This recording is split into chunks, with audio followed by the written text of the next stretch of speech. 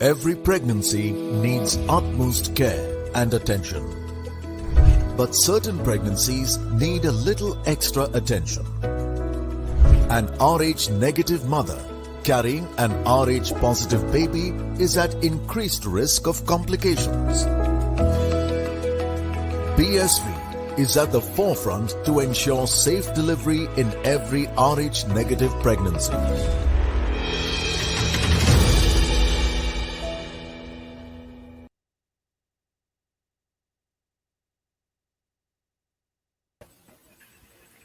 Hello and welcome to the Outside View, presented by Women's Quick Zone and brought to you by BSV Food and Wellness, MRI Hospitals and MPL Sports Foundation. So a big total, a centurion, probably a story from semi-final one. We saw Alisa Healy scoring a century there, Australia putting a target of 300 plus, and today England, they have put the target of 294 for South Africa. Danny, that's huge.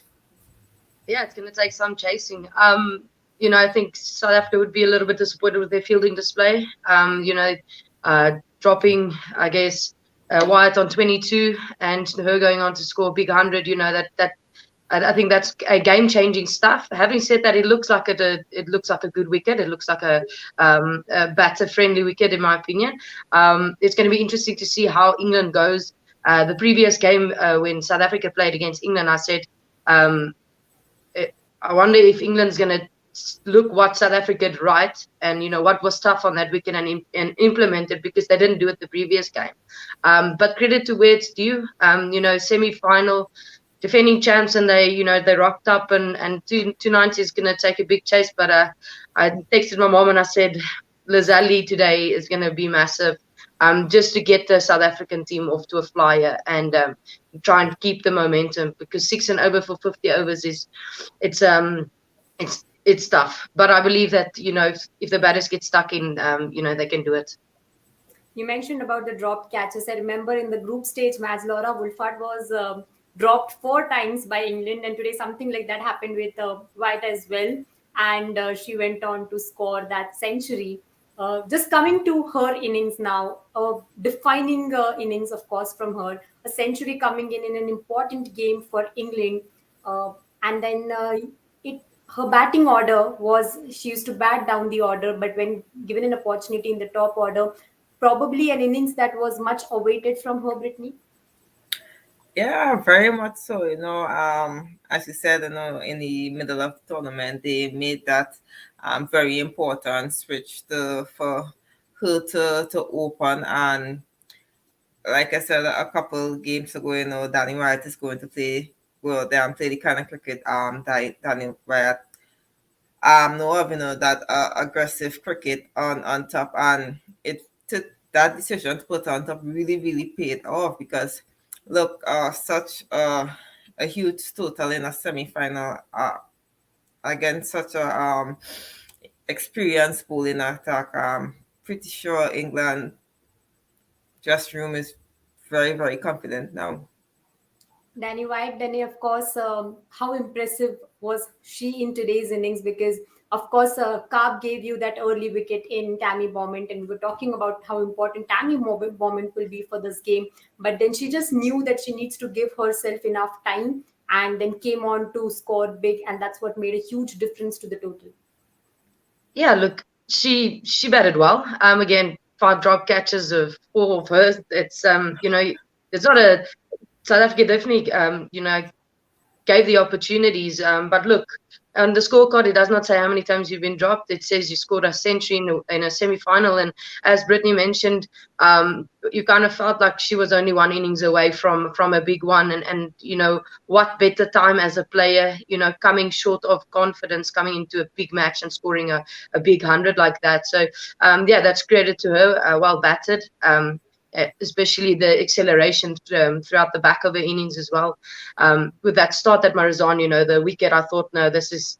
I never thought that 300, close to 300, would be on the cards. The way it started, I mean, Heather Knight, 1 of 19, very uncharacteristic of her as well. And I thought yeah, South Africa's on, yeah, but just during the innings and with the partnerships growing, it just looked like the energies were a bit flat. And I was sitting here and going, seniors, I need you guys to, get up and about and really help the team energy wise. So it was good to see the team getting back together at the back end there at the end of the game. I saw Marizon speaking and being very passionate, and that's nice to see. That's what you want from your seniors. So, yeah, it's going to be a great run chase and hopefully a very good semi-final. Of course, a very good semi-final. Let's just first have a look at the batting scorecard there. An impressive one, of course, for England. Shining there with her century would definitely be Dannielle Wyatt, 129. Then a couple of wickets there, but Sophia Dunkley, 60 runs, and Sophie Eccleston then finishing off things, accelerating the accelerating the pace of getting runs for England as well there. But a word on Sophia Dunkley, of course, Brittany.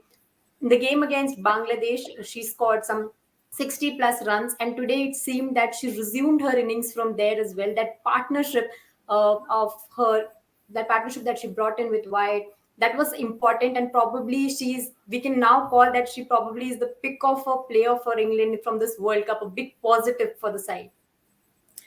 Yeah, we spoke about England middle order, and we saw in the past games that that they've been coming into that in important position where England need those extra 40, 50 runs, and today she just continue that performance, a great partnership between her and Dannielle Wyatt. You always talk about you want one of your top order batter to bat all the innings. I know the other batters bat around them, and that's exactly what Wyatt and Dunkley did in this game.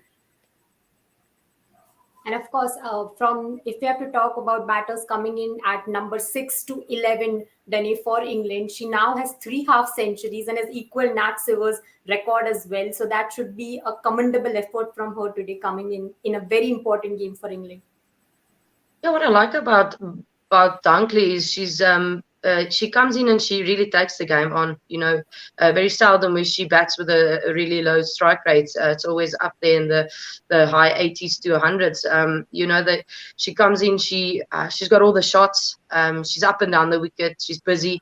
And yeah, it's the perfect person to come in and it's her first World Cup, and it doesn't look that way. It looks like she's been playing for many years for her team, and yeah, no doubt she's going to be a really, really good cricketer in the future. And yeah, it's nice to also set some records as well while you're at it. While you're at it. So yeah, credit to her. She batted very well and certainly held that innings together with Danny and gave them the opportunity to blast at the back end. Now, let's just have a look at the bowling scorecard as well for South Africa. Of course, Kaap Ismail starting the bowling there. Shabnam Ismail gave us 3 wickets today. He was economical with the ball. Kaap also gave that early wicket in Tammy Bowman. Masabatak last 2 wickets, and Ayabonga Khaka 1 there.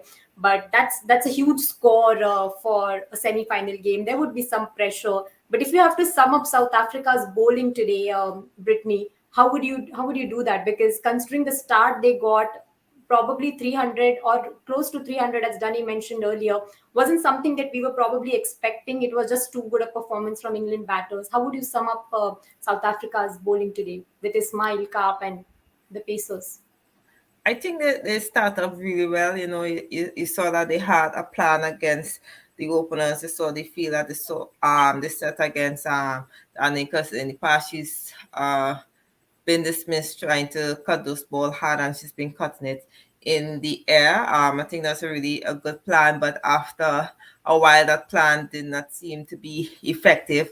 I think probably it was a little late on switching the script, because I find like at a point in time they were still trying to force her to cut the ball in the air, and I think that probably in the middle overs the ball a little too short to Wyatt. I think they could have tried to bowl a lot fuller to her and force her to, because you normally see Wyatt try to hit the ball straight, try to clear those boundaries straight down the wrong. And today she did not force. Most of her runs were scored squared of the wicket. So probably, as I said, I found the ball a little short to her in the middle period. And probably the discipline in the middle, we saw 20 extras with 20 extras is a lot of runs. It's a better score. But kudos to pulling it back, because it looked like England would score at least 320, way beyond what me and Danny predicted. But that's just how the game go. You can never really predict how we're going to keep down a score, keep down a battle like Dannielle Wyatt. But let's see how the second half go with England bowlers. Definitely, it is possible for all of us to see how it folds. But Danny, were you expecting Sunil to come and bowl today? Yes, I do. She's the leg spinner and she's a bowler. So yeah, I was very surprised that she didn't bowl. Yeah, because Chloe went for 7 and over. Might as well maybe just give yourself that opportunity, take her off. Maybe you go for 5s. You win 2 to 4 runs in those overs type of thing. It's marginal, but it's small things like that. Bowling Chloe through and her going at 7s. I just felt like maybe giving her even 7 overs and you bring yourself up for 3. Might have changed the game, might have changed something. Maybe Sunae's the turner of the ball, and maybe she could get something out of the wickets and get Wyatt to go across the ball turning away. So, yeah, obviously I thought so, but at the end of the day, she's the captain there, and she's been doing a very good job, first of all, and she's there reading the game, and if that's how she read the game, that's the 5 bowlers she wanted to use, then certainly I will back that. Okay, then that's a huge total now. And if you have to talk about the chase now, know that how important is Laura Wolfart going to be for this 294 runs to be chased by South Africa, the ODI batter now. In one of the shows, Danny said that she writes something in her diary or somewhere around before she goes down to bat. And I really hope that someday we what is that formula, just a few runs away or Wolfart from scoring the highest runs in the World Cup as well. How important she would be, Brittany, today in this chase. Goodall also along with her. We know that Lizelle Lee and then Lara Goodall, all of these top 3 batters would be. Goodall is a good player of spin as well. England know how the capability of Laura on top. I said close to 500 runs in the tournament thus far. I think she probably only failed about once or twice, probably against the game that washed out against West Indies. But as I said, yeah, England know how important she is going to be on top, especially if in a chase like this that South Africa will need her to bat long. But you could probably take a page out of England innings where we saw that we predicted that where Bournemouth normally be the one to be scoring runs on top there, and look how the script switch where Wyatt was the one. So who knows? Probably Lizelle Lee could be the one to give South Africa that the innings they need on top there. Of course, you mentioned about Lizelle Lee, but yesterday also in the preview we were discussing the same thing, that Anya Shopsole, would she be side, and she has done Lizelle Lee. Lizelle Lee averages 19 there, and she comes in. Anya Shopsole comes in from Freya Devi, so that would be a battle to watch out for, Danny. Yeah, absolutely. That's why they selected Anya. She's got a very good record against Lizelle. Everybody knows that ball coming in. So yeah, that I understand that tactical selection. Yeah, but I just think they need to be patient. They don't have to score the 300 in the first 10. The lower order, Marizan, Chloe, and Trisha has been very good, closing off games. So it's almost like I said in the previous game, where I said South Africa needs to, I guess, have a plan where they say, we are happy to chase 80 in the last 10 with 5 wickets in hand, stuff like that. They should bat for the 50th over, and if they do that, they will come out as victors. It's just about making sure that they get there and have those wickets in hand, and also give that platform to those batters to close off the game that they've done really, really well. And their batting has come up good in the game against India as well. We saw Minion Dupriya. We're talking about her form, but she showed her class there. We've seen this half centuries coming in from Sunil Lees as well, and of course at the top there's Laura Wolfart. So as Danny rightly mentioned, they don't need to hurry for the chase there, Brittany, because it's a semi-final game. You have to plan that chase and just keep in mind the run rate and just go ahead with that.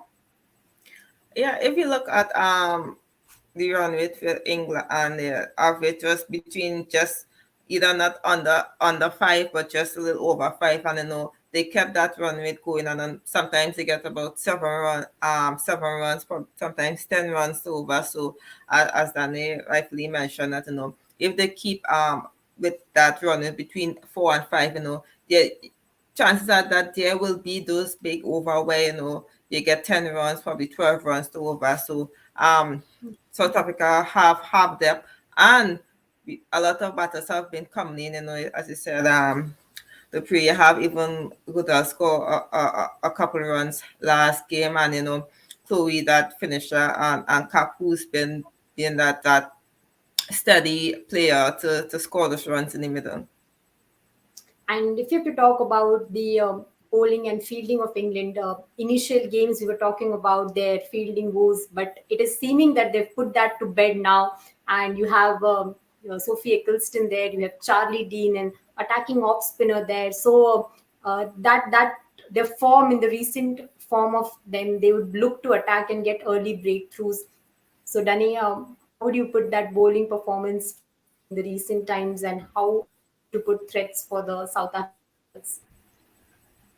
Yeah, look, I think that's what we spoke about. They're the defending champions for a reason. After those three losses, you could see they've gone back to the drawing board, and it shows you the class of the team. The quality of the side, how they can turn things around like that. It's easy to just go sit in a corner and feel sorry for yourself, but tactically, the brains trust probably got together and they made plans, and it's showing at the moment. Yes, the two spinners has been very good. Eccleston has a very good record against South Africa. Again, the last game, Heather Knight tactically was very smart. She held Eccleston back for the back end because it's quite difficult to actually get her away because of that, kind of skiddy, I guess, action going with an angle into the wicket. So like almost cramping the batters up. But also, if you look at the way that Laura Wolfert has been playing off spin, going back deep and pulling really hard. So it's going to be interesting battle. The thing about Charlie Dean maybe is she changes up and there's a bit of subtle variations as well. So it's almost like she doesn't let the batter settle. But yeah, it's going to be a great battle. I think South Africa has played spin very well in this World Cup. So yeah, again, it's going to be a good battle to watch, and that's what you want to watch. You want two quality sides, quality batters going up against quality bowlers.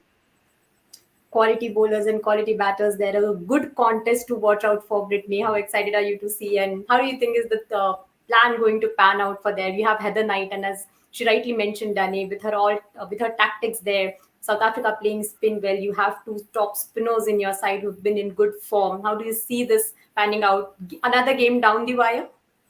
Yes, another game doing well, why? Because Danny mentioned earlier that it's a really really good batting pitch. You look at England innings, and when the batters just miss the line or length by a margin, you see how you see how Dunkley and Wyatt dispose of those balls. So it's going to be very important for England. If they need to win this game, they have to be very disciplined with their bowling and bowling to their field. But it's a really, really good batting surface, and South Africa do have a battle liner that is capable of chasing 300.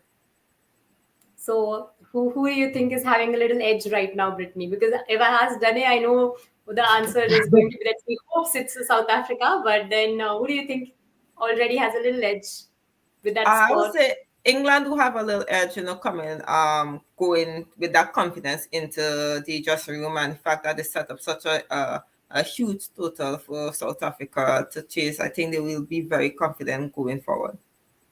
Definitely. And coming to you, Danny, of course, so we know that Laura Wolfart is in good form. The batting has looked good, but one bowler that is going to ask difficult question to South African batters, you might not hope for that, but who do you think is going to do that for England?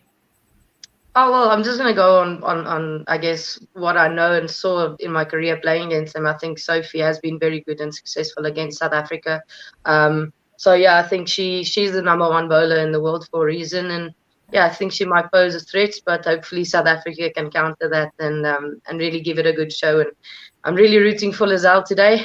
If South Africa, because Laura has been really good, I no doubt she's going to score, but just that explosiveness at the top there, it'll help the batting lineup and the confidence within that side and that chase.